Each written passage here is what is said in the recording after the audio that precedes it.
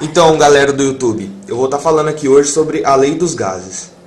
Os gases perfeitos obedecem a três leis bastante simples, que são a lei de Boyle, a lei de Gay-Lussac e a lei de Charles. Essas leis são formuladas segundo o comportamento de três grandezas que descrevem as propriedades dos gases: o volume, a pressão e a temperatura absoluta. Então eu vou falar sobre a lei de Boyle.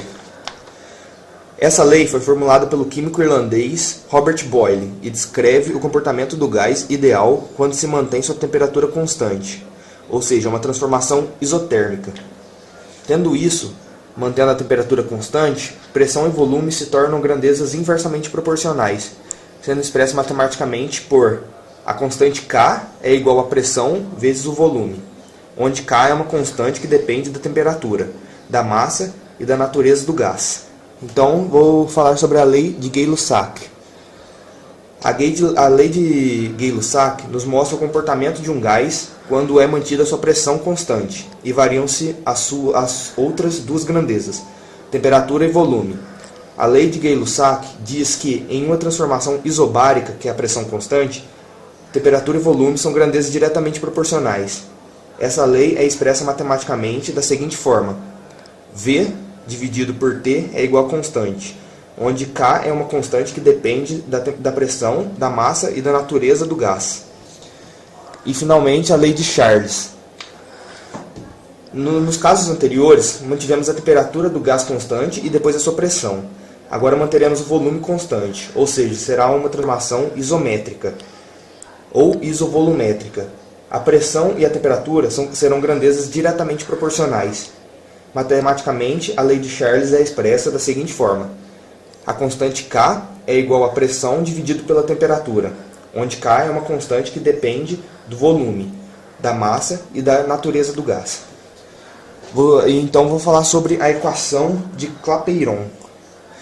A equação de Clapeyron pode ser entendida como uma síntese dessas três leis, relacionando pressão, temperatura e volume. É importante também salientar que o número de moléculas influencia na pressão exercida pelo gás, ou seja, a pressão também depende diretamente da massa do gás. A equação é definida matematicamente por PV igual a nRT, onde P é pressão, V é volume, N é número de mols, e esse número de mols é definido pela a massa sobre a massa molar de certa substância. R é a constante universal dos gases e T é a temperatura sobre o gás em questão. E vou falar agora sobre a equação geral dos gases perfeitos. A equação geral dos gases perfeitos foi gerada através da equação de Clapeyron, e é possível obter uma lei que relaciona dois estados diferentes de uma transformação gasosa, desde que não haja variação na massa do gás.